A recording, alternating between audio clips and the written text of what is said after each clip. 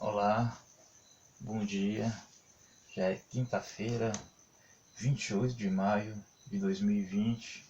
Ontem encerrou o prazo de inscrições para o Enem 2020. Se você se inscreveu, parabéns, bora estudar, focar na prova do Enem, que é a principal entrada do jovem na universidade, seja ela pública ou privada. E hoje, dando continuidade, vou trabalhar com vocês o conteúdo de língua portuguesa, da qual eu sou graduado, tenho pós-graduação em linguística, e vou trabalhar, iniciando o conteúdo de hoje, sobre a parte da sintaxe, que é a parte da gramática que estuda a relação das palavras dentro da frase. E também, não só numa frase nominal, mas também nas famosas frases verbais, que são as orações. O período, que quando é o conjunto de mais de uma oração, já que a oração contém pelo menos um verbo.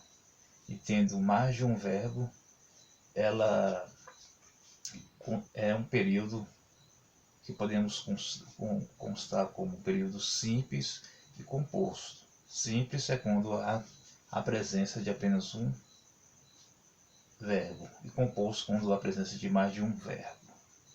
Então, vamos começar essa primeira parte do conteúdo sobre sintaxe, trabalhando assim a questão dos famosos termos da oração, que são aquelas relações que se estabelecem das palavras dentro da frase, o que dá a ligação e forma assim a frase. Sabemos que a frase ela começa de uma palavra e termina no ponto final. Então assim vamos trabalhar esse conteúdo, trabalhando hoje inicialmente com os termos essenciais da ligação, que são sujeito, predicado, que são os termos essenciais. Sujeito é o ser de quem se fala, e predicado é aquilo que se fala sobre o sujeito. Para a gente identificar um ao outro, você pega uma frase e faz uma pergunta. Vamos pegar um exemplo bem simples. João esteve hoje à tarde no mercado. Aí você faz a pergunta: quem esteve hoje à tarde no mercado? Você faz a pergunta: João. Nesse caso, João é o sujeito. Aí você fala: João, e o que fez João fez? João esteve hoje à tarde no mercado. Esteve hoje à tarde no mercado é o predicado. Está se referindo a João, o sujeito. Entenderam? Essa é uma forma mais simples, assim, bem fácil de vocês compreender a diferença entre sujeito e predicado. E passamos a mais abaixo, temos aqui os famosos termos integrantes, que se soma ao sujeito e ao predicado, que é o caso do predicativo do sujeito, predicativo do objeto, e junto com eles vem esta série de fatores que ajuda esses termos integrantes: o verbo de ligação, a presença de pronomes, artigos, objeto direto, indireto, que faz parte da transitividade verbal. O que é transitividade verbal? É quando a gente faz ver se aquele verbo ele é ligado ou não por um pronome. Essa ligação, esse pronome, esse artigo faz com que aquele verbo ele tenha uma transitividade verbal, assim, uma forma de ligação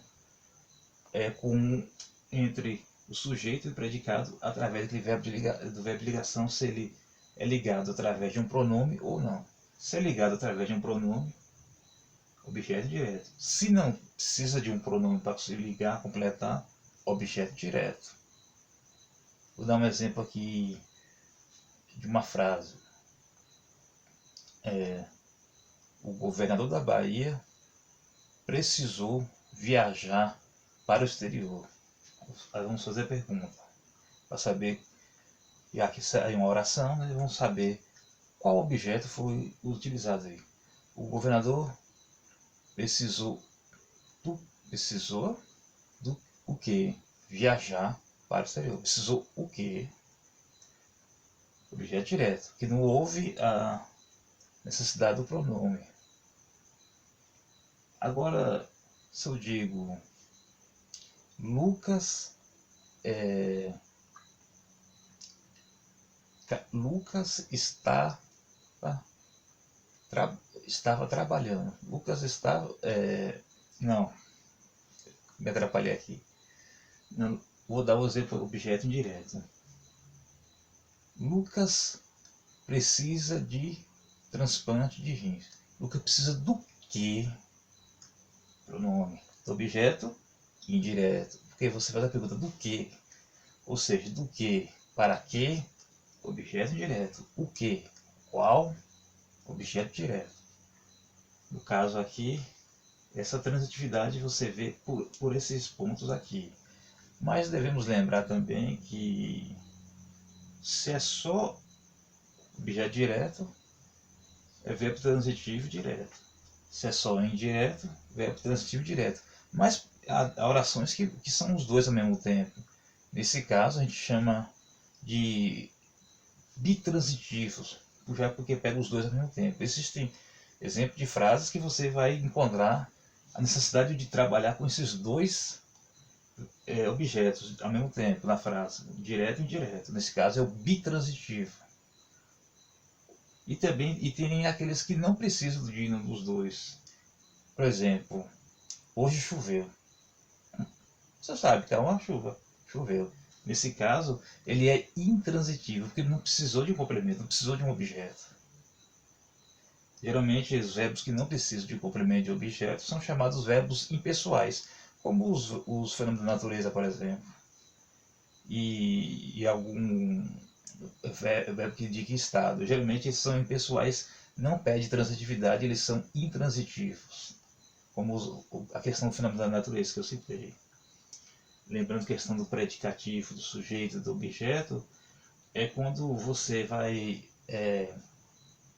trabalhar o foco do sujeito ou do objeto sem utilizar um conectivo, sem utilizar um termo que vai assim, ser integrante, mas a parte mais ligada a aquele determinado ponto da oração.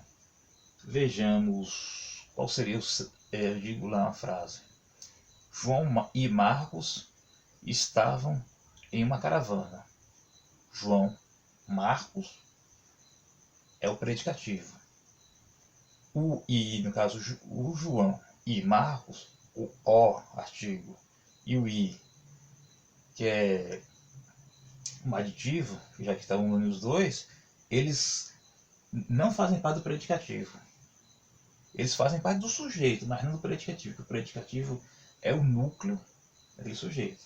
É o mesmo caso do predicativo do objeto, que é o núcleo do objeto. Não vai pegar, como os exemplos lá do sujeito, não vai pegar os termos que um antecede ou vem depois deles. Esses termos que antecedem e depois são chamados termos integrantes, mas estou falando da parte dos acessórios, que vai ligar ao sujeito e objeto, que o objeto aqui está voltado para a parte do predicado, que é um conteúdo que esses conteúdos da sintaxe eles